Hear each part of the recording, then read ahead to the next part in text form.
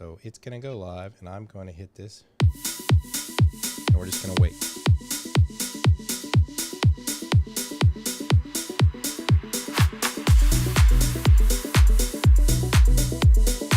You need to refresh the page, and you should see it.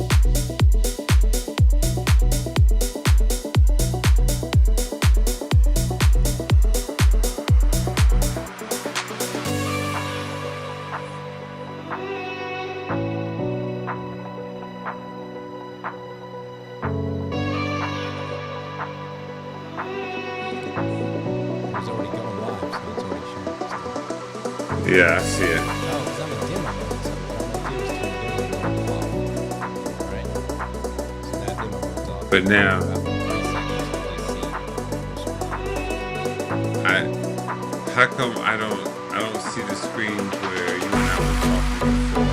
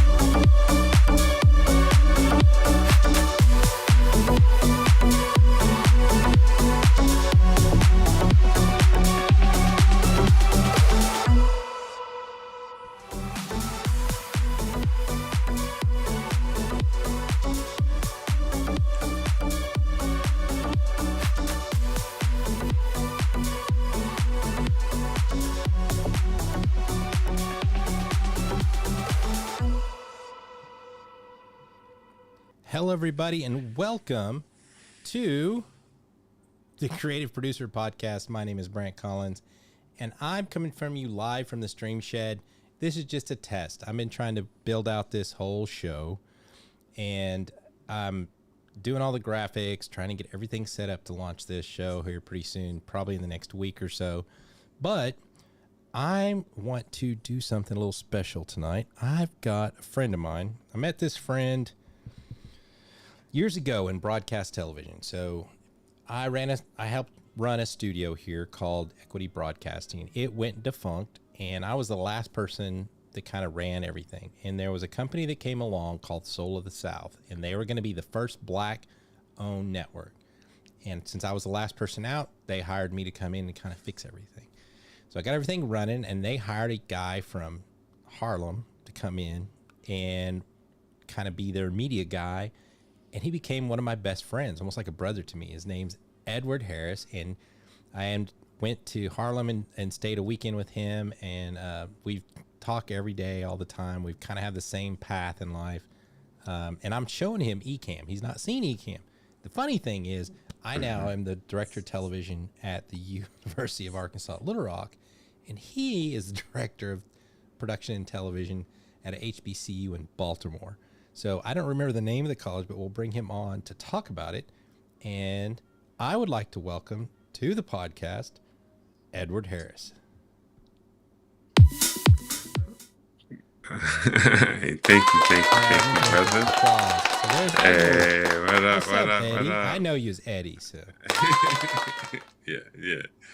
what's up, man? How you doing? All right, this is cool. I like this. You watching it on YouTube? You can see it. I can see it on YouTube. Nice.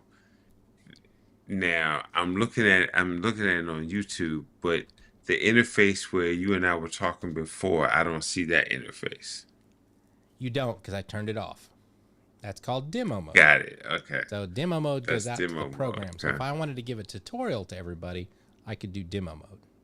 So I just typed in the chat, hello, Got it. and you can see that popped up here. So if anybody wants to talk with us, they'll get in there and chat, and we can bring their chats online. And this is kind of one of the biggest things.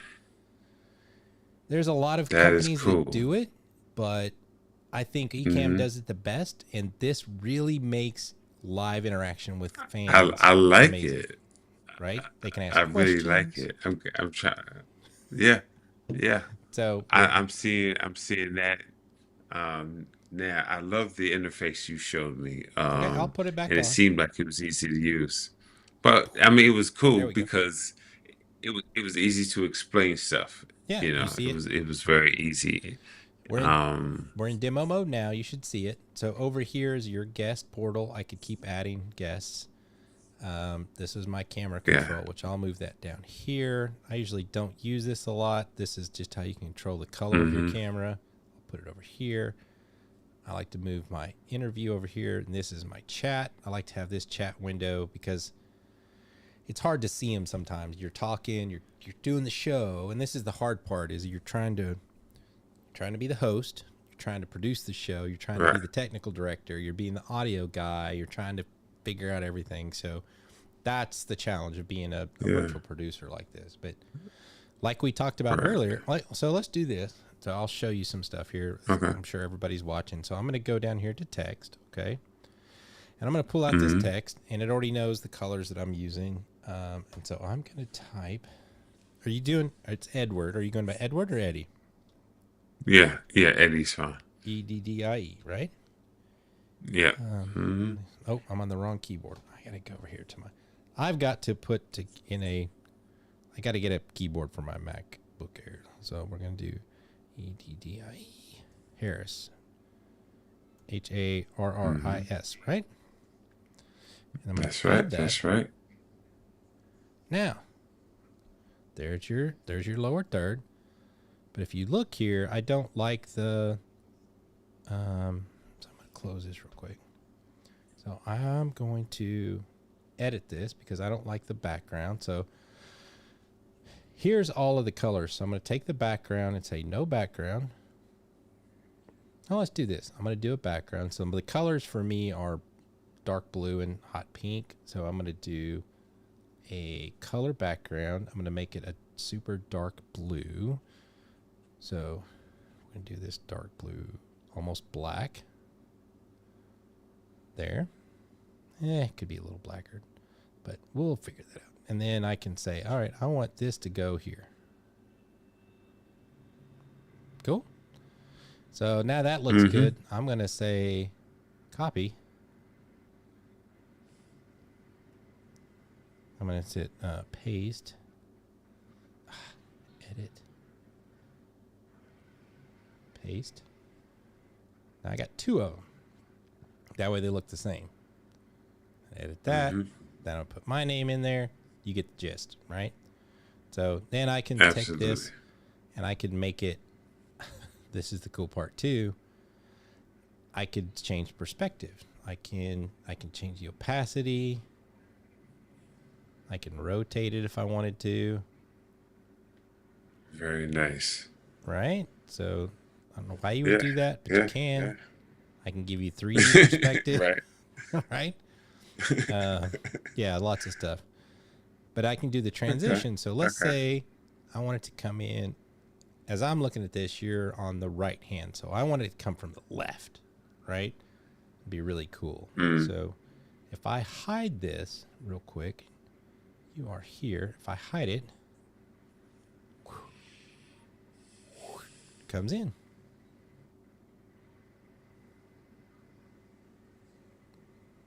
Cool. Okay. I can change that whenever I want. It's yeah. can As line I'm it on from- I'm watching the delay. So Yeah, you're going to be yeah, it's nice. 4 or 5 seconds. Okay. Yeah. so- Yeah. I like it. Just like if we were I in like it. broadcast, you had a delay, right? That's So right. if I hide this, I just change it to like flip or some crazy stuff, right? Mm. Right. Then I have your own full screen. There's your own full screen. So you can talk about what you want to talk about. Then I can talk about what I want to talk about. Then we can talk together. Then we can talk together. I like it. So, and then the other thing I would do is like your screen here, I could make your screen here look like my screen. Once I get it set up, I would put the background. I would make this all look the same. So what I'd do is I'll take this scene here, new scene. You can label all these, which I would label it, camera 1, camera 2, whatever, guest plus me, whatever. But what I can do here is I can duplicate it. Okay, I'm going to go to this duplicate, and I'm going to edit this screen here, and I'm going to choose you. Now you have your own screen. Wow. There's my screen. There's your screen. There's us together.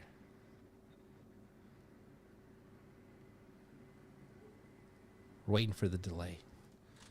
I think I have completely blown Eddie's mind. Yes. Yes. I'm like, oh, okay. So why don't Got you go it. down there in the This chat is- and type something in the chat on the YouTube. I sound like an old man. The YouTubes. the YouTubes. Why'd you tap on the Oh YouTube? God. Well, I'll see if I can get some people to show up to help out. Let's see. Let's see.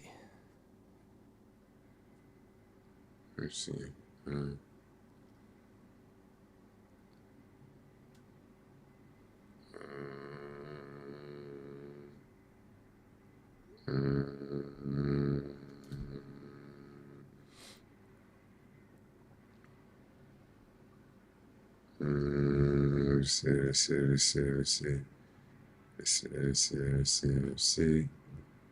Who can I?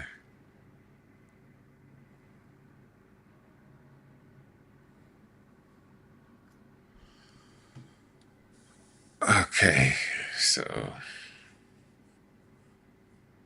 So if you go to the YouTube chat there and type something in, I can bring that up on the screen. I did. Oh, did you? Mm-hmm. I didn't see it. It come says through. Edward Harris, P5I. You want to see it? Is it? Let me see. Did you chat? You might have sent it to me. So, are you on the YouTube or the Ecamm video that we were watching? I am. Oh, it just showed up. All right, there's just a little delay. Okay, so you posted it. Okay. It finally showed up. So there is a little delay. So we're going to bring that up. There you go. So it just takes a little bit. So a lot of times I'll just watch the show. I don't watch the YouTube. I only check in on YouTube just to make sure the audio sounds good, everything can hear. But other than that, I just try to ignore it because you'll get lost in the the time delay. Yes. Oh, I see. I see. Yeah. So if me and you are talking, we just have to talk. We don't have to pay attention to that because if you pay attention to that, you'll be delayed. But You'll be sitting there talking. You'll be looking like, whoa. Like, you talking about old man shit. You like, wait a minute. two old guys over 50 got the YouTubes and we're live streaming. After this, we're going to jump on Twitch and we're going to kick some ass in Call of Duty. That's right. We're going to do like Street Fighter. We'll do some Street Fighter. Yeah. But yeah, this is Ecamm. So this is how you live produce. You do everything that you've ever done your whole life from your laptop. Yeah. Or in your From Mac. your laptop. And Ecamm is $35 a month. You got all these interviews, you got all of this. It's got more functionality than a $100,000 switcher. Isn't that crazy? That is insane to me. It is insane. That is completely insane. And yes, I will be. Yeah, I'm gonna talk to Doug. I'm gonna talk to a couple people. Be like, okay. I'm gonna send you a link though, because I get a figure kickback from Ecamm, so I'll send you a link. But Okay. I have Please do. They'll give you a. They give I me deal with them. Yeah, they give me a what do you call that? Anyway, I get a A percentage. rebate. Yeah, I get a percentage. Yeah. Okay. So, but yeah, it's one thing I do like about it is it's so customizable. So if I want to do long and skinny, So here you can watch this here. If I could do this. I could do what's called a squircle. I can be a circle. You could be a circle. I mean, I can do whatever I want. And you'll see it. Just by grabbing, highlighting, and dragging. Edit, and then you just open this little edit thing here, and then I can just change it so I can move this. But yeah, I could just drag it. Like if I wanted to do 4 or 5 people, that's my background. You can lock stuff too. I should probably lock it. So if I was going to do like a bunch of people, I could line up 4 or 5 guests. You know what I mean? Mm-hmm. Or maybe I just want me to be this big and all my guests, my guests to be bigger. I can do that. You can do whatever you want, Right. Maybe I have 100 guests. We can do like 5 or 6, but I've done as much as 20. That is amazing. You want to be like whatever we want. Christopher Nolan. We could do, if we want to do like some extreme, I can really extremely do this. I mean, I could get as creative as I want. So that's what I love about it, because it's not locked down, But that is also a challenge. Is there's so many choices that people get a little lost sometimes, Right. But now, so Ecamm, you're doing all this through your Ecamm portal? No, this is software that lives on your computer. Oh, that's amazing. Yep. Okay. You own it. It lives on your computer. I could take this. I can't remember how I did it, but I could take this scene and save it and drag it as its own scene, and I could make 5 different setups. Like I could make a show for you, a show for me, a show for Doug, a show for whatever, and then I could, if I open that show, all the settings would stay the same. Does that make sense? Yes. So, yes. Like I said, if you could hook up Alexa. If you want to hook up Alexa with HDMI, you could do that. If you want to do, FX3, FX5, I'm just using this little Insta360 web camera because it does 4K and I think it does pretty good. And it, I've got this right here. I can change how I want it to look. I can do zoom in, zoom out. So I can do everything I want here. So a lot of control. Okay. I'm pretty anal, retentive, and I want everything to match. They got all these guides, so I can make everything match, be the same size, right? So I spend a lot of time making the scenes. And you don't have to do the background and all the other crap. I mean, it could just be us like, you could just be plain like this. And a lot of people do that. Right. But I just don't. Right. I like a little bit. I'm an extra. Well, you're creative. So yeah, I'm creative. Does it take away the space? I can't see as much of you as if I do. I showed you this. We made you a scene that looks like this. I like that better. Because I have a brand and I'm trying to build a brand, and you're trying to get all these things, with my little lower thirds up here that I can, put down here. I can put over here. Maybe I want to put it there, right. Just however you want to do it. And so. Right. And that's cool. And you're on a laptop right now, right? Yeah, I'm on. I would set it up so that my background wouldn't look like this. Of course. Oh yeah, but you're on a web camera, so the web camera's fine. Yeah. Right. Imagine if you had what do you have? What do you shoot on now? A Sony A7 II. Has an HDMI out. Yep. Hold on, I'm gonna get somebody to come in.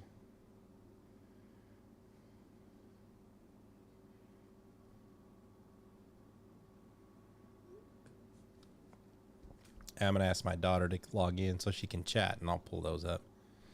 And if I don't think she has a camera to hook up.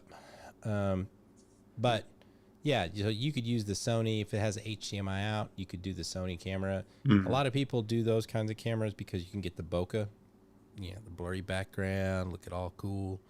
I don't know why Yeah. my TV, Yeah. for some reason my TV's not working. I don't know why. It was working last night, but I have the logo and everything in there. Oh, here's David Harvey. He's like, I'm back at it again. Yep, back in the stream shed, David. So David obviously followed me a long time ago when I used to do Strick and Brant and Strick. We had the stream show for like a year. So this is, Okay. if you're just joining us, David, this is my buddy Eddie. I've known Eddie for a long time. He's a filmmaker and producer in Baltimore. We've kind of followed the same path for a lot of years, and I'm showing him Ecamm. So look for a show from Edward Harris pretty soon. So, Pressure. no, man, you would love this. Yeah, You know yeah. you would. I'm digging it now. But your kids got digging it. it Your now. kids at school need to know this. Yes. And I can hook you up with Ecamm, and Yes. they're trying to go into colleges, so I could connect you with them, and they could probably work something with you too. So they're trying to figure this Okay. all out. All right. Well, Because that would be good because then we go right from there to Howard to just work our way down. Bowie State, what is the college name again in Baltimore? Morgan State University. Okay, Yeah. my name. So, and I'm in. Credit Dave. And there's my daughter Maggie. She says hello. Okay. She's got her YouTube channel. Hello. She's trying to be the influencer on YouTube. She's got like 30,000 followers on TikTok though, so she's doing pretty good. Good gracious. Okay. Yeah. So I gotta that get is good. Maggie a camera. She's probably gonna try to come home. I'm probably to set her up a studio to do all this live too, because she would do really good at this. So This is amazing. Isn't that cool? It really is. It really is. And I love how clean the interface is. It's like, okay. Yeah. So I mean, you can move Yeah. it. So like, if you're left-handed, right-handed, you could move this around. You could be over here. You could be over there. Mhm. So you can do a lot of stuff. One of the things I'm asking them to do for me, and they said they were working on it. She said she is tackling YouTube this year. So we'll set her up with Ecamm. She could do a live thing like this. I gave her my computer and my camera, so she should have enough stuff. I just need to. She's got. Oh, here she's texting. 12K on Instagram, 55K I on see it. TikTok. So, and this is Okay. where Okay. the power of live streaming works. Is Wow. you can have people talking with you. You can interact with them. Yes. If she had a camera on her computer, we could pull her in. I could probably pull her in with her iPhone if she was available. I could just send her that link that I sent you, and she could just probably come in with her iPhone. But you could do 3 cameras, 4 cameras. You could do overhead camera. There's a lot of guys that do overhead stuff, so you can like do tutorials or unboxings. You could do that. It just depends on how many inputs you have. Like I said, that Blackmagic device where you get like 4 inputs, you could do that, and have I don't need more than 1 camera. For me, I don't do all that kind of stuff. She said, "Oh, in the pandemic, I was obsessed with watching Strick and Brent."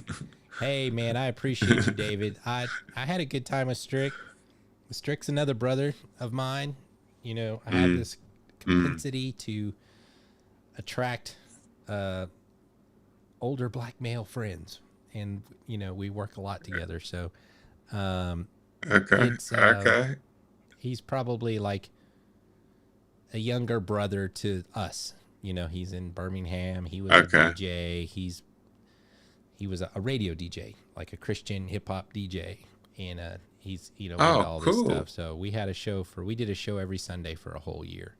And that's the funny thing is I found all of this during the pandemic, and I fell in with Ecamm, and most of the people, and I tell a lot of people this, 95% of the people in the Ecamm group are They're all African American, but they were all the church AV guys because they were trying to figure out how to stream church during the pandemic. Mm-hmm. And so they all found Ecamm. Wow. Yep. Wow. Let me see. Maggie said she would try this, that's so I'm gonna try to send her this link. Let me see if I can do this. Okay. All right, so I'm gonna take this off because I'm gonna hide this. So Okay. now you're just seeing us. So I'm gonna try to add. Let's see. I don't want to show everybody the link. So let me see. I can send it to her. Chat. No, that's not what I do.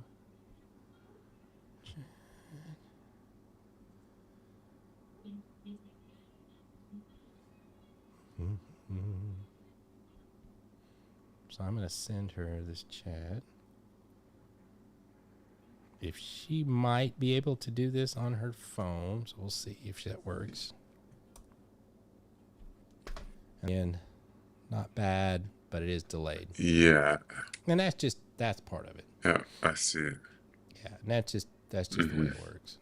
And I have a little bit of control over here. She's typed a lot, so I can change that size. So I'm looking at about a 3 or 4 second delay. If I do something here, I'm watching YouTube over there. That's not bad. No. No, David, it's not. you got the it factor. We appreciate you, soul brother.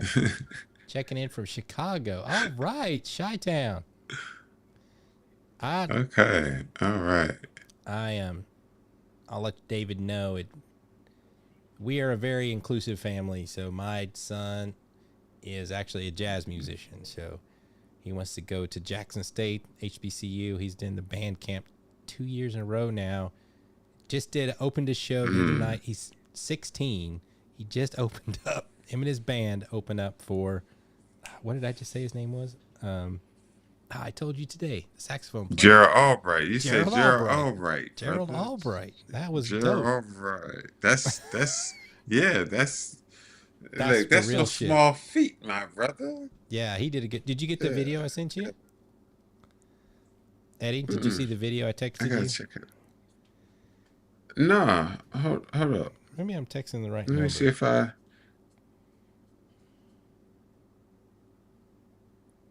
Oh, you know what?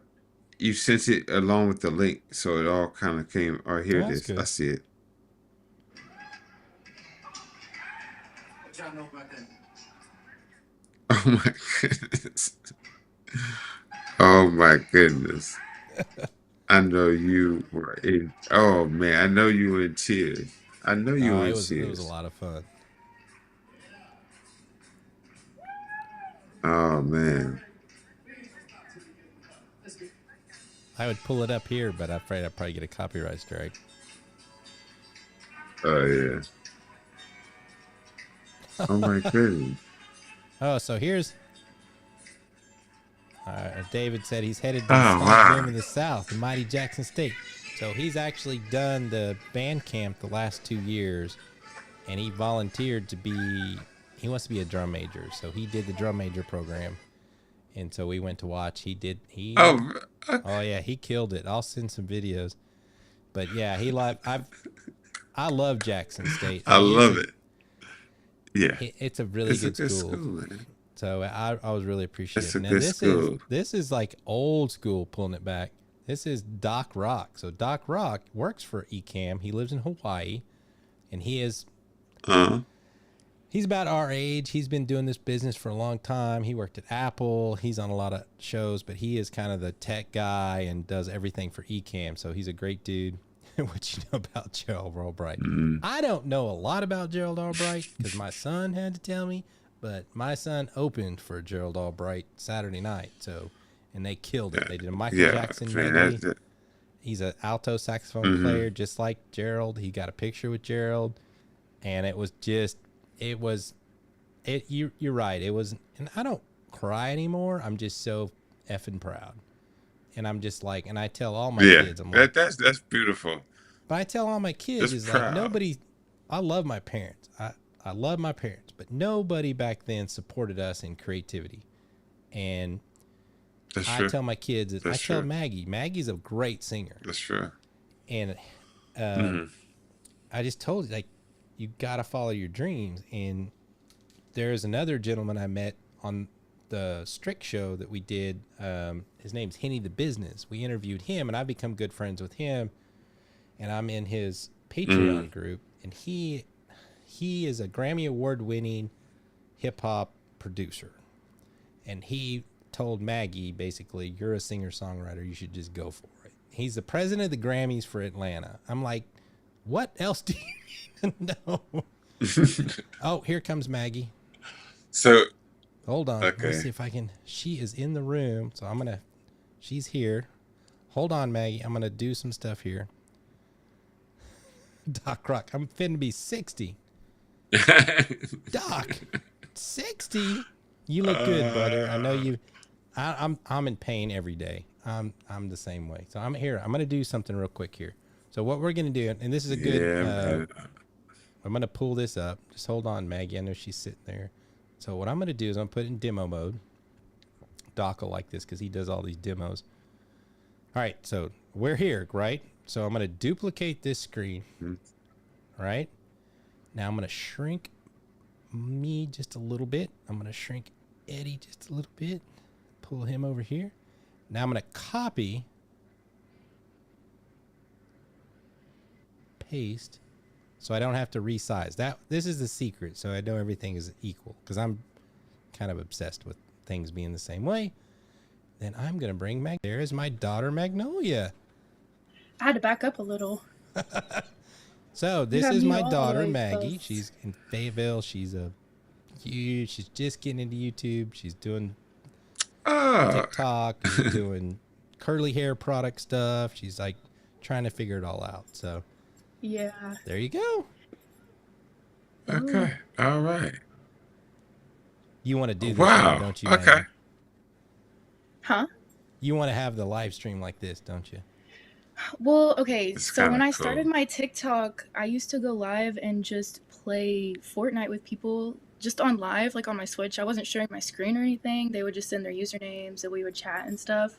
But I want to bring that back. So I think, but I want to do it in a like more professional way and like schedule the times and like I started a like a little Google form that they can fill out to put their usernames in and like just get to know people who want to get to know me and stuff like that. So yeah. Okay. That's cool. So I should see if Doc wants to come. Doc's telling me I can do Option plus drag to copy these windows, but I wanted to tell Doc I've got a MacBook Air M4, which they do not want you to use MacBook Airs because they get a little hot. But when I close the clamshell, I can't get to the typewriter, and I haven't set up a keyboard yet, so I can't do the Option. But Doc, if you want to come in, I'll give you the link. If you're Doc constantly working. TikTok works with TikTok. So you could do TikTok. You could do TikTok, YouTube, LinkedIn, Instagram all at the same time. It does vertical, so you can do a horizontal feed and a vertical feed at the same time, which is pretty amazing. Yeah, there's a lot of gamers who do that on TikTok. Yeah. It'll be their Twitch, YouTube, and TikTok all in one. That is Wow. cool. So I'm going to turn off my options here so you guys don't have to see all that. So now you should just see the program. I'm going to take a drink of wine. I'm about to take a drink of Yeah, it wine. works I'm with about to go TikTok. see my friend's show. Don't tell me that. No, what are you going to see? What are you going to see, Maggie? What show are you going to see? I'm going to a blues show. I'm going to a blues show for one of my friends. So Cool. Okay. I'm just waiting for her to finish getting ready. So yeah. And so Maggie All right. is trying to move back to Little Rock. And when she moves back to Little Rock, she is an amazing singer. I heard her and her brother practicing. So I think there might be something cool going on with the Collins family. Well, I also, because I used to meet with Henny too, and so I've been producing a lot of music over the years, and I've started actually taking it seriously in the past 6 months or so. So it's been really interesting. I've a lot of people here, a lot of like Hispanic people here. So I've been like learning a lot about salsa and bachata. It's been really interesting. It changes the way that you like listen to music. So it's been really, really fun. So I'm excited to maybe come Cool. back to Little Do, Rock, do you, take what I already know and bring it together. okay, so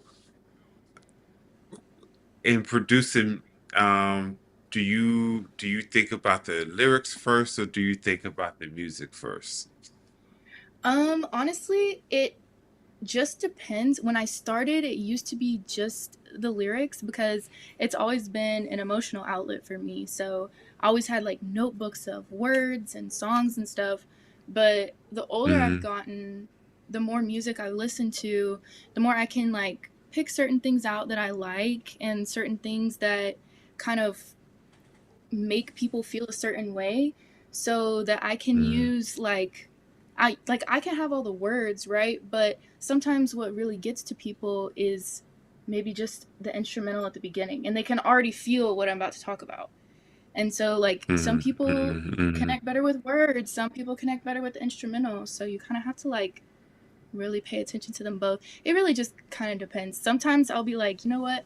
I haven't made anything in a long time. I'm going to make a cool beat for my friend to rap on. And then we might end up making it like super girly. And like, I love Pink Pantheress. She does like a lot. She's a DJ and all that stuff. And so like, it might end up turning super Okay. girly like that and stuff like, so it just kind of depends. It's just having fun. Okay. Okay. Okay. Cool. Cool. Cool. Interesting. Interesting. Okay. So Well, she's actually studying congratulations, man. It journalism and sounds fun. she's studying journalism and all this Yeah. production stuff. She has a job doing social media and video, so she followed in the family business. So if we get her back here, I'll Okay. just have to put her to work. So That's Doc it. said, That's They're it. going to be working. Doc said critical listening is key. We need to teach people that more. He also said, BC, your kids are cultured. Love that. So that story is, Mm-hmm. we have to give credit to my wife when that is. She went to Central High School, and we made a concerted effort to raise our kids in diverse schools. Let's put it that way. So Yeah, we went to Yes. Yes. our elementary school was a foreign language and international studies. It was a public school. But like each class was a Mm. nation, and you know how kids have like your extracurriculars like art, PE. We had foreign language studies and international studies. And so in second grade, my class was Japan. Well, you learn how to greet your teacher in Japanese, how to sit in a Japanese classroom, and then, you know, so like your teacher walks in, Wow. konnichiwa sensei, o genki desu ka? And so oh, you like, don't get you learn all this, Doc you learn Rock all this started. Doc stuff. Rock's a Japanese.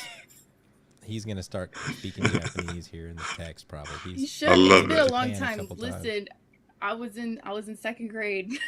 If he wants, But I then like invited you him But to learn come into the Spanish, chat. French, I'll or give him a link. German. Yeah. yeah, So it just like yeah, having access to that's resources like that, it really changes like, you know, the things that you can do. Like when you do leave your comfort zone and like you leave your family yeah, and your house and all that stuff. There's So Doc. Oh, yeah, she's speaking my yeah, language. yeah. So, I and love it. I that's love the it. thing you have to think about too. Is like, so if you talk about Parkview, where my son goes to music school, there's probably 3 or 4 kids, and there's probably 3 or 4 kids, you know, that are white in the band, but there's Hispanic kids. One of his friends just moved, and we went to a couple of parties to send them off. They were Turkestan. They were Turkmen from Turkestan. So they were Muslim. You know, Oh, they okay. fed us. We did all this stuff with them, and he was the quint player. He played quint drums, and he's going to Houston. They had to move to Houston because his dad got a new job and everything. Beautiful family. We hung out with them a lot. There's just so much diverse. So, so Doc said, "I'm cleaning It's and a putting my beautiful studio world, back man. together. I was on the road." So Doc lives in Hawaii, and he works for Ecamm, and they Really? yeah, he lives in Hawaii. He works for Ecamm. Okay, Doc. They're doing a creator camp in Boston. Ecamm is based in Boston. They're doing a creator camp there. They did something in England. I met a lot of these guys in NAB at Vegas, so they travel a lot. So Doc's been with them for a long time. And Doc actually, you ever watch Leo Laporte? You know who Leo Laporte is? He used to do like a Mac he does Mac stuff, specific shows, and he was on a TV show and everything. So Doc's a guest on there too. So Okay. he knows the Mac Okay. stuff and he knows Ecamm. So if you look at Doc Rock's website or YouTube, he gives a lot of tutorials on how to use Ecamm. So I just will to let do Doc that. I will know, definitely do that. Eddie works at I work at the University of Little Rock, and we're talking with Ecamm about piloting a program to teach. I was talking to Katie, the marketing director. We're going to pilot a program to teach students how to use Ecamm. But I just want to let Doc know, Eddie does the same thing I do at a H.B.C.U. in Baltimore. So he probably wasn't here. What was the name again of the Morgan State. Morgan State? So Morgan So State in yes, yeah. yeah So in in Baltimore. Baltimore, and it's the school. It's the School of Global Journalism and Communications, and yeah, I love the technology, and we got to get Ecamm up in there. So tell I us a see a little lot bit. of. So tell everybody a little bit about Edward. Tell me a little bit about what you Mm. do. Give me. Oh, he says that's his backyard. Okay. Yeah. All right. Yeah. Well, let me see. Well, I started off as Brent knows, I started off as just a hangers on in the 382nd Public Affairs Detachment, and In the picked army. up a camera in the Army, and I picked up the camera when a lot of my friends decided to pick up other things in DC. So Oh, he says I Doc was says able he's from to. Rockville. He's from Rockville, Oh, okay. DC. Well, then actually ended up in Rockville, um, and graduated from Richard Montgomery. So, Doc, you may know a little bit about that. I played basketball for the Rockets, and did my first year of college at Germantown, and then I transferred to North Carolina Central University, where I produced a couple of plays, and caught the eye of Frank Mercado Valdez, I who know was this Frank. little Puerto Rican Cuban dude who had this huge idea about how to change television. And he was like, "Yo, you want to go for a ride?" And I was like, "Absolutely." So um, after a couple of years in Durham, I went to New York and became the assistant director of operations for the African Heritage Movie Network, which uh, was an amazing was an amazing experience. I got to write about that one day. But um, the the main thing was the Miss Collegiate African American pageant. We were the first organization to put on a pageant with all the HBCU queens, and we were the first pageant to not require a swimsuit contest, or to not have a swimsuit contest. Um, After that, we moved into more mainstream syndication. Uh, Everything from Source All Access to Weekend Vibe. We syndicated the Moesha Show. We syndicated New York Undercover. Oh, yeah. And I mean, it was huge. We really changed. I would say we, but it was really Frank's vision changed how people do television today. Um, the 30-day window of syndication was not a thing before Frank got on the scene, and I think he's in History Makers, and yeah, he's in History Makers for that, along with putting Mickey and Minnie Mouse in kente cloth in 1995, 94, 95, something like that. And so I've been around. I've been around some dynamic individuals, which has allowed me to do some pretty interesting things. After my stint with Frank, I ended up Al Sharpton's biographer for about 8 years, and that's really where the documentary slash journalism slash I got to be a storyteller, history teller, scribe kind of came about. And I saw a lot of stuff. I saw a lot of stuff. Some of it I captured on film some of it. I gotta wait until I get a little bit older to tell people. To show But everybody. So you followed Al but Sharpton during his presidential campaign, right? yeah, And that's yeah, called yeah. Kick the Donkey? Slap the donkey. Slap the Donkey. Okay. Yeah, yeah, yeah. We need to kick it now, but yeah, back then it was just slap the donkey. Um, um, but yeah, it was really interesting because uh, there was a group of people that made him or morphed him into what he is now. Cut his hair, got him in the gym, got him to start eating right, got him to start talking a little bit better. Tried Yeah. to get him more presidential. Um, and some would call them the unsung heroes of his rise. Some would call them, guilty. It depends on where you stand. It Right, depends on right, where you right. stand. But I have been fortunate because I was able to document a lot of it. I was able to witness a lot of it. Reverend Jackson, Cornell West, able to rub shoulders with the CT Vivian and to know a lot of the players in Harlem that everybody kind of wanted to know, um, I and remember kind of know them. when you worked here You with know, me, he came to Pine Bluff and you were like, "You want to meet Al Sharpton?" And we never got to do it, but he was in town. And then when I went to Harlem to yeah, visit you, I'm a big Cornell West fan, and you were like, "Oh, you can meet him." We couldn't make it work because I was there for like 2 days, but you know a lot of people. yeah, yeah, yeah, yeah. I've been fortunate, and uh, I've always wanted to. I always wanted the adventure. I never wanted to play it safe because to me, safe was boring. You know, um, so yeah, yeah. I'm sure I should have made more money than I made, but Me and you both do. but I had a good time. So tell me, let's You let's know, fast I'm forward just gonna a little have bit. to hop off real quick. Okay. I gotta go. All right. okay, I love you, okay, hon. Bye. We'll see you I later. love you too. okay. Nice, It was good nice to you. talking. Take care. Yes, Thank indeed. you too. All All right. right, take So care. there you go. You can bring a guest in anytime you want. So just real quick, Doc said he probably saw Eddie at Go-Go's at the DC Armory or Rock Creek Park when we were kids. See, see, see. Does that jive? Yes, yeah, yeah, yeah. I That's was cool. somewhere in the crowd.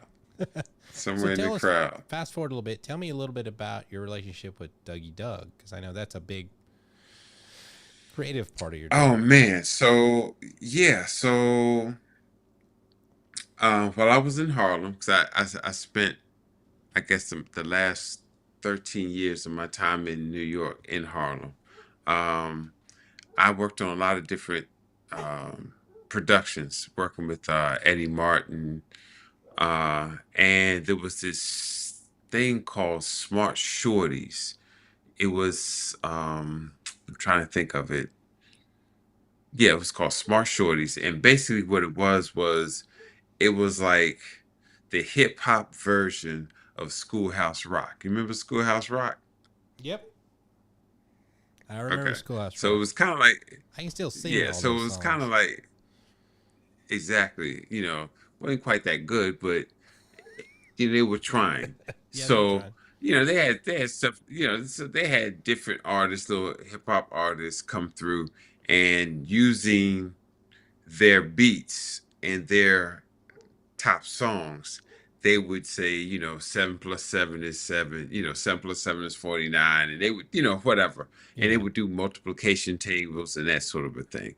So I was on the crew um, that was producing that. And one of the people who was kind of coming around to talk about the show was Dougie Doug.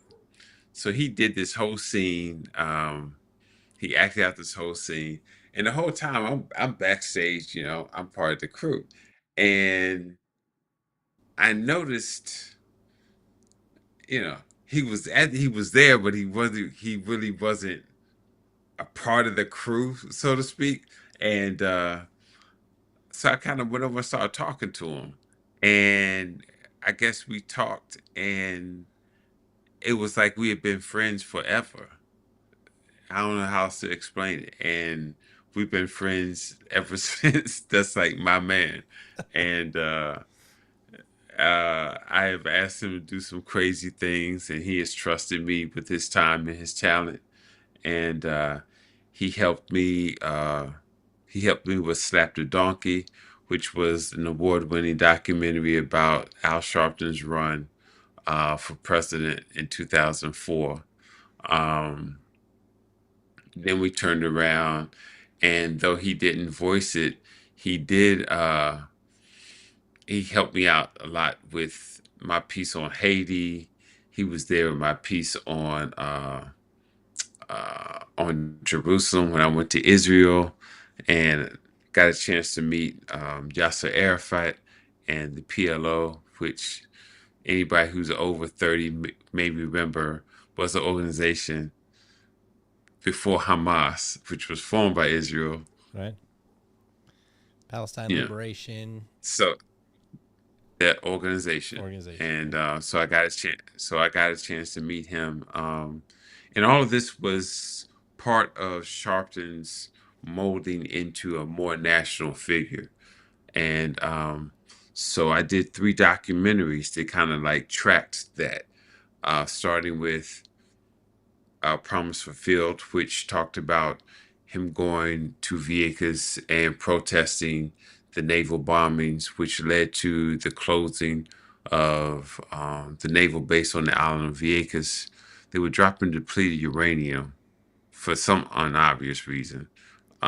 It was causing one of the biggest cancer clusters in the Western Hemisphere at the time. People were marching about it.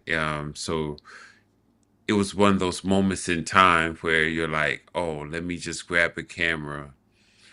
I'll figure it out. I'll just figure it out as I as I move along. I'll figure it out. Um, and everything happened so quickly with him. Um, the first thing was Sudan, then it was Vieques. He goes to jail for 90 days. He spent more time in jail than any Latino, and it was like a Latino cause, which was hilarious in a very, very kind of weird way. Um, and you now looking back on it, you're like, okay, well, that whole idea of punishing him for using his cachet for a cause that wasn't necessarily related to his community seemed like cost him a little bit. I'm still reconciling a lot of that in my head, um, now. And of course, uh, Slap the Donkey, which was really like the last piece, which was the culmination of, to be honest, it was kind of like after the debacle in 2000, we needed to move the Democratic Party back left. It was moving too far to the right. You had Joe Lieberman, you had Al Gore, you had Hillary Clinton, you had Terry McAuliffe. So you kind of had like that, almost like that wolf in sheep clothing kind of Democratic thing happening. And so there was a need, well, for people of color to get your voice heard. For them, they needed someone who was going to reintroduce the Democratic Party to a community that they were losing. Right. So that's something else I've been trying to reconcile. Right. But um, you know, um, he was the best gun in the foxhole, so to speak. Right. You know, he wasn't necessarily the most effective weapon. He wasn't necessarily the weapon of choice. He was the best weapon in the foxhole. At the that we time. had at the time. Yeah, yeah. I got you. And you have now, in hindsight, you have the detractors who in hindsight talk about the faults.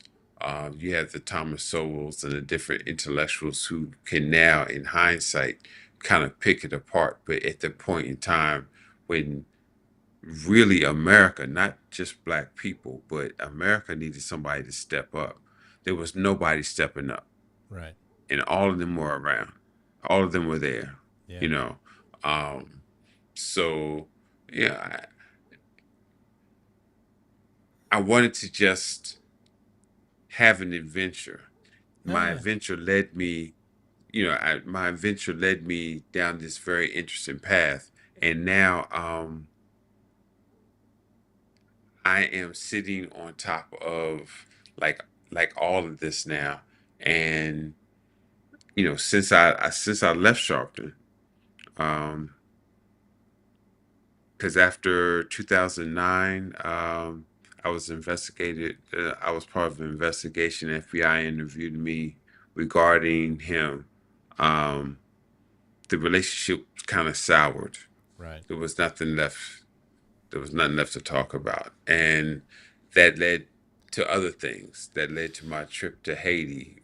That led me working with um, one, I would say one of the best journalists, one of the best writers of my generation, and that was Herb Boyd. Um, I went from Herb Boyd to working with Don Rojas, who was part of the Maurice Bishop regime that got toppled in Grenada. So all of a sudden now, and I've been launched into this world where I know these magnificent men, Right. who are doing these amazing things. Um, Even when Frank tried to come back, that's how we met. We got a chance. So I've always been blessed to like know these dynamic people. And so now I'm at Morgan State at the School of Global Journalism, and I'm saying to myself, okay, a School of Global Journalism needs to be global. So Right. how do we accomplish that? And you're showing me ways to accomplish Oh that yeah. without me even having to ask. Well, It's you could amazing. you It's, could do so it. You could pull in kids from. You can do an interview, and if anybody's got an internet connection, you can do an hmm interview with them. So if they're in Zimbabwe to Afghanistan, it doesn't matter. You could pull them in here. Um, do that's you right. find this this That's right. this whole show took a total different turn? So I'm gonna go ahead and ask it. Do you have, Uh, now that we're that's both? I'm 6 months into my tenure at the University of Arkansas Little Rock, and I'm uh, very politically active, very liberal, very outspoken. But I live in a completely red state, and there's just a lot of prob. I don't know that I feel comfortable mhm, being or saying what I need to say. Are you mhm. seeing that kind of things now in at your college? Like, hey, back off that a little bit, Y- buddy. Yeah. What I am finding, and I'll put it to you this way. This is my second College. HBCU Yeah. experience. Yeah. And I have found they have so far three things in common. The first thing is they were all built in the middle of communities that they have no direct relationship with. Yeah. I could see that. The next thing is every college in the university is kind of working siloed. Yeah. So this group is working, and they could benefit if they collaborated, but there's no collaboration. Yeah. And thirdly,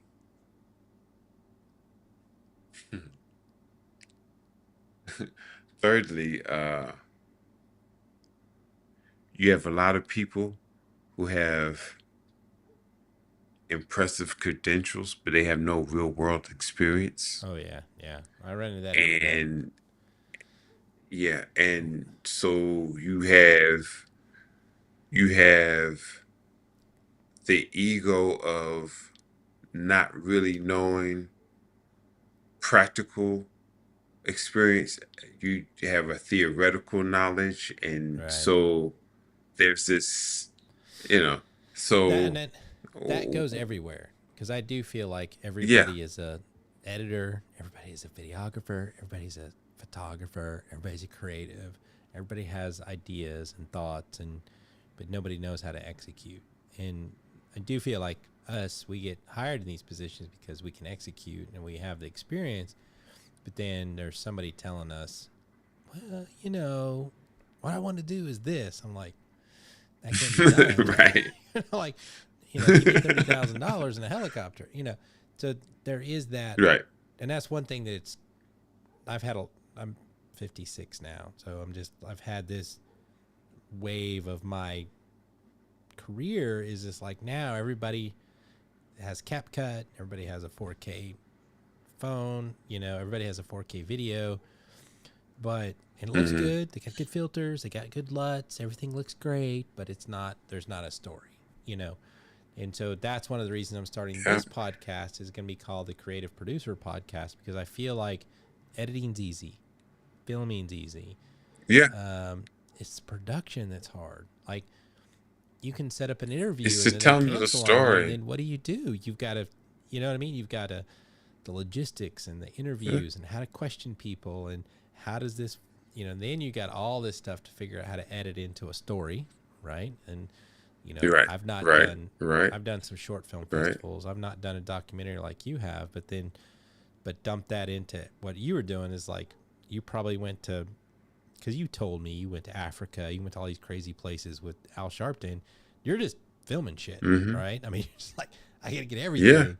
Then yeah. coming home and trying to figure out like crap, how do I That's a make whole this nother make sense? that's a whole nother yeah, and it's a whole Yeah, nother process. yeah, that's a whole other Um, podcast. this yeah, really this summer, uh, we did the second season of Goalkeepers, and if you have an opportunity, check it out. I'll get you a link. Yeah. But basically, what we did was we took some of our journalism students and we followed FIFA, and we basically um the day of the journalists sitting up in the press room reporting on the game, that's It's over. over. Oh no, I know. That's over. That's over. Like we developed an AI agent that gives us a report on the game. I mean, I broke down 3 paragraph with stats and everything 5 minutes after the game is over. So it's Right. like, but what AI cannot do is AI cannot talk to those fans. AI can't go into the communities and talk to the families that have built legacies on the various teams or what have you. Yeah, yeah. And that's where the storytelling comes in. That goes back to what you were saying. Like CapCut can't help you tell that story, So you know. this is really just a test broadcast of what is going to become the Creative Producer Podcast, and I'm going to dive into the industry, what I think the future is, and how I feel the roles are hmm changing, technology is changing, AI adds a bit to it, but I do see a future podcast with just me and Eddie talking about all of this stuff, movie reviews, all the stuff we're Oh, this into, again. because it it is changing. It's changing from if we had this technology when we did Soul This Out, right? It would have been totally different. We hmm would have maybe hmm succeeded. Now, let's be clear. Edward and I did the best job we could. We did a great job. It's other people with the money that didn't do a good job. I kind of Did got do this, stiffed on yeah, that yeah. whole job. I didn't get paid for nothing.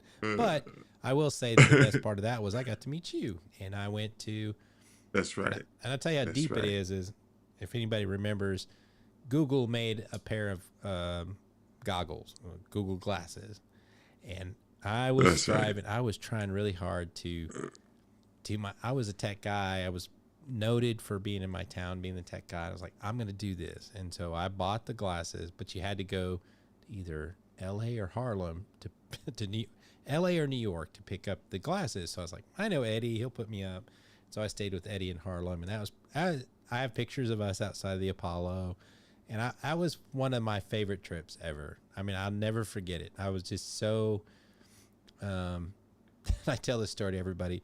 I don't know if you remember this, but we were walking around Harlem, or just around. At the time, your friend Adrian, who is she's exploded. Like, she's Cannes, Lions, film festivals. She's everywhere. Yes. She's amazing. Yes. She is amazing. Adrian is amazing. So if you see this, Adrian, you are amazing. You're amazing. But I remember walking around the neighborhood, and we went. Do you remember going to this apartment? And we went to this apartment. I don't know. I can't remember her name. She's on LinkedIn. I bought her book and everything. But we walked in. She was on the phone. And she's like, "Girl, I got to get off the phone." Eddie Dunn walked in with some white boy. White boy. And I was like, "I'm a brother." I was whispering to her. But we got to talking, and she was like, "Where you from?" And she was like really aggressive. I was like, Little Rock, Arkansas. Her whole attitude changed. She's like, "I worked for Bill Clinton for his election campaigns in Little Rock." And she started telling me these stories. Ended up, she was like the head of cultural marketing for like one of the biggest ad agencies in New York. It was like stupid. Like, it was huge. I can't remember the name now, but you remember us talking to her? And I bought her book, like Pressure Makes Diamonds, I think is the name of her book. Do you remember her? Mm-hmm. Yeah. I'm trying to remember who. Yes, I think I know who you're talking about. But Glenda. it was amazing. And we just had a great time. And back then I was in a Cafe Motorcycles, and we found all these little shops in New York. We went in, I did interviews. We just had a great time. And there's a part of me that Heather loves New York. I love New York. We've talked about it. You know, it's like, I wouldn't do it with kids, but it's like, I personally am like that energy. Like, you can just feed off that energy. Like, you feel like you could just do some shit in New York. But that was a really great experience for me, because I'll never forget, because I told Eddie, I was like, "Damn, Hill Street Blues has done y'all wrong. I thought everything was like dark and gray, and it was like bright and shiny, and kids playing everywhere." It was like, damn, New York's pretty hot. Yeah. But yeah, it was a great time. And I think that your experience, I know he's made some movies with Dougie Doug. I actually helped Eddie with some audio stuff on a movie that's going to be coming out soon. Yes. And I'll probably have Eddie up here again. I think Eddie will go to bed tonight, sleep, wake up tomorrow with 100 ideas on how we can do a podcast together, because I'd love to do this with you every week. I know we talk probably at least once every 2 or 3 months. You call me up, and it's just like we never missed a beat, you know, and I really appreciate you for that. And I'm going to be real honest with everybody out here. I tell this story a lot. So if you are a white man and you've not interacted with black men, they will always tell you when they hang up the phone they love you.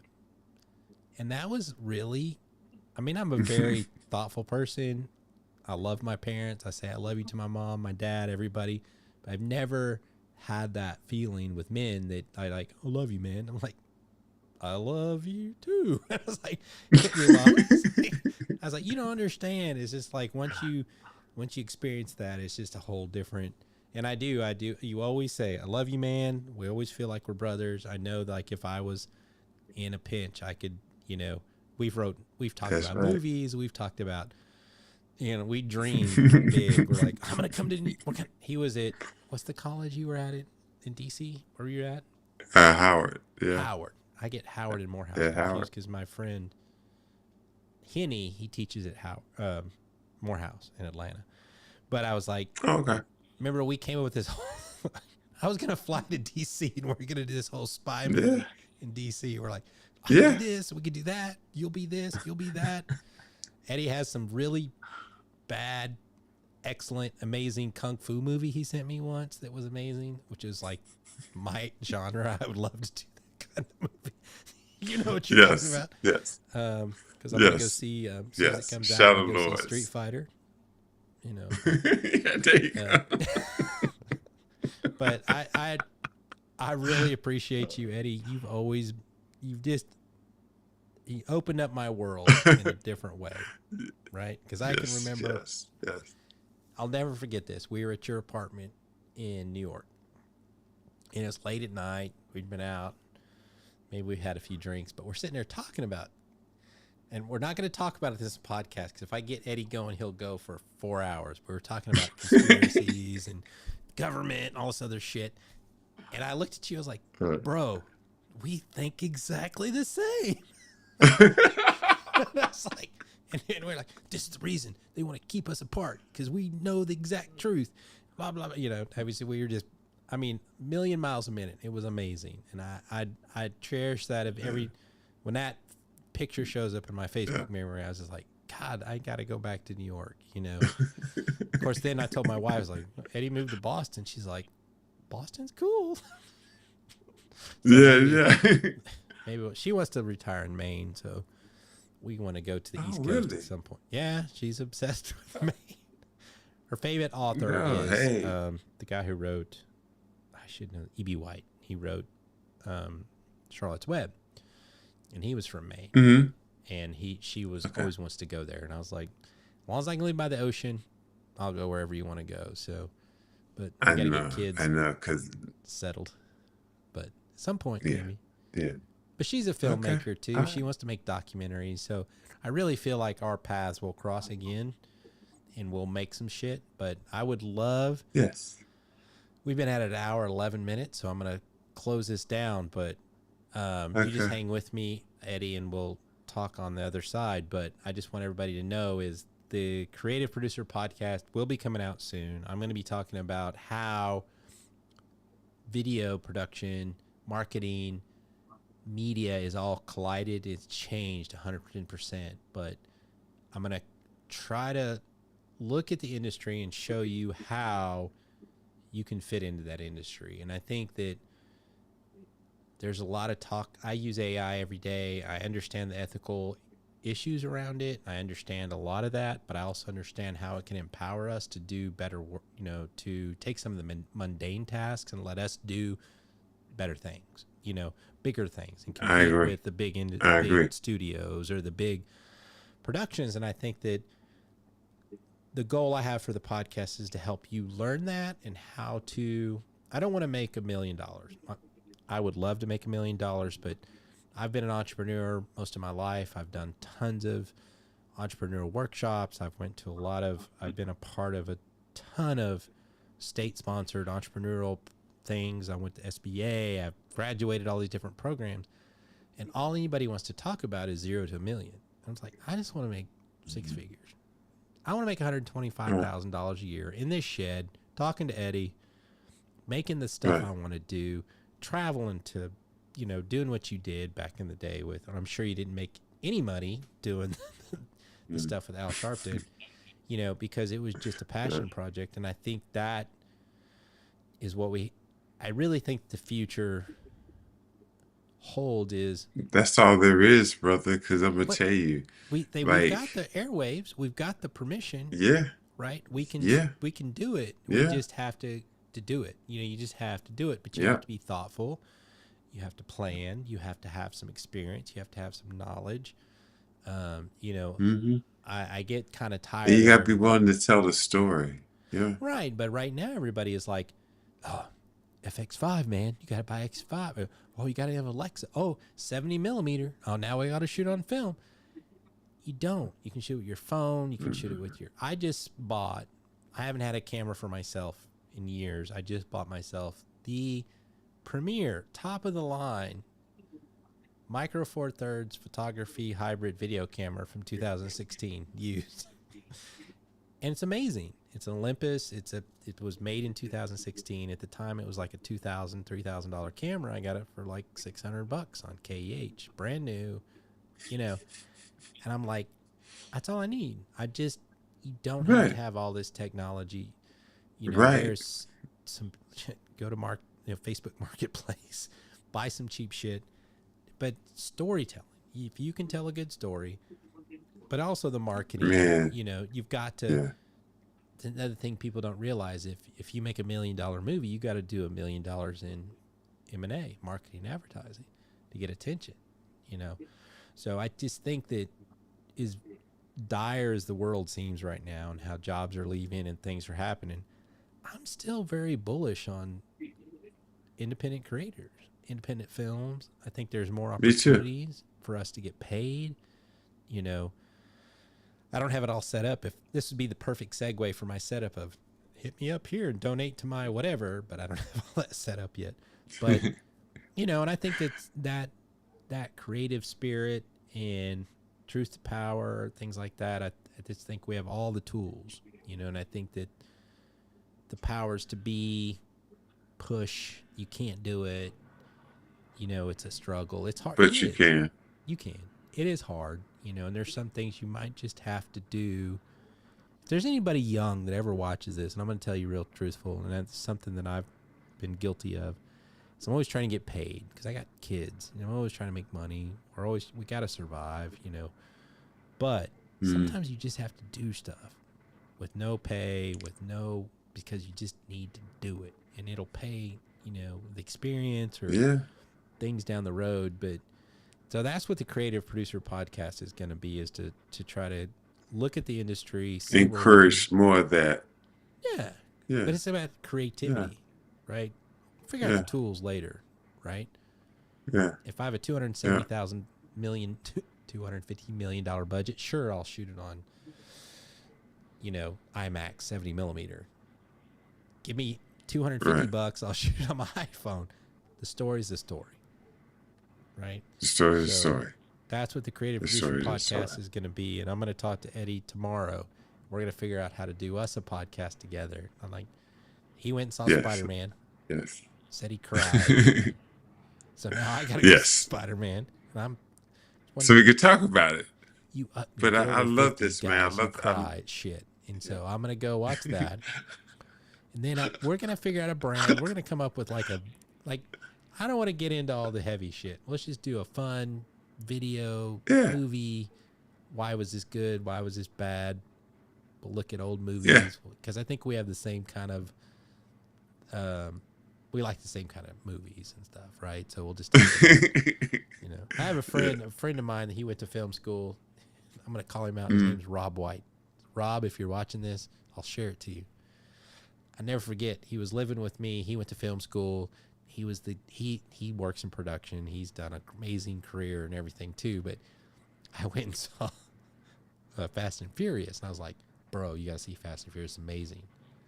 He's like, oh, you always like all that, you know, low brow bullshit. Every year they come out with one. I text him. I was like, Fast and Furious 10, motherfucker. He's like, I know, shit. It's like, you know, that's what I like. I was like, still going. Yeah. So still going, bitch. Still cash them checks. You know. So I would love to be able to cash the check and go make the documentary about Al Sharpton, but also I still got to cash some checks. So we will connect later tomorrow. Just hang with me right here, and I'll see you on their side. I'm going to close this out real quick.